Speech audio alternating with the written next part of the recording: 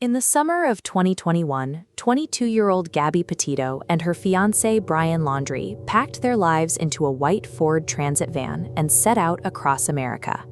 Their social media channels broadcast an image of perfect freedom, sunsets, national parks, and endless smiles. We instinctively associate high-fidelity aesthetic beauty with stability and success. When we see a sunset captured through a professional lens and a warm filter, we tend to fill in the gaps with an assumption of genuine happiness. But on August 12th, a police officer in Moab, Utah, pulled that white van over. The bodycam footage showed a terrified, hyperventilating young woman sitting in the back of a police cruiser, blaming herself for an escalating argument. The deeply unsettling part of this timeline is the overlap. While police were separating a distressed couple on the side of a Utah highway, their YouTube channel and Instagram grids were simultaneously projecting absolute joy to hundreds of thousands of followers. The Instagram interface acts as an active, opaque filter. It allows a creator to meticulously strip away any detail that threatens the visual harmony of their brand, effectively hiding the warning signs of domestic abuse in plain sight. This diagram visualizes algorithmic positivity bias. Platforms are mathematically structured to reward aesthetic perfection with reach, while actively suppressing the messy realities of human life. This algorithmic pressure traps creators, forcing a rigid performance to keep metrics up, even as their real-world environment deteriorates. Outside the frame of their camera lens, the situation was fracturing. In late August, witnesses at a restaurant in Wyoming watched an explosive altercation spill into public view as Brian Laundrie aggressively confronted the waitstaff. Those same eyewitnesses noted that Gabby stood quietly behind him, eventually stepping in to apologize for his behavior. It revealed a stark power dynamic and a deep undercurrent of fear, entirely absent from their vlogs. Days later, the digital facade permanently broke. Gabby's daily communication with her family abruptly stopped, save for one final text message.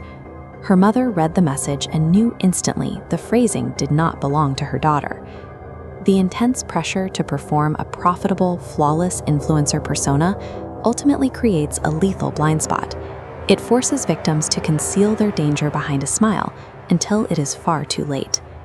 On September 1st, Brian Laundrie returned to his parents' house in Florida in the white van, completely alone.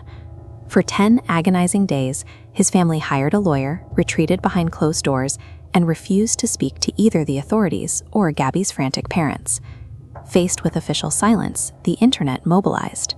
Millions of true crime followers, active TikTok users, and armchair detectives united to bypass the curated Instagram grid and uncover the truth themselves.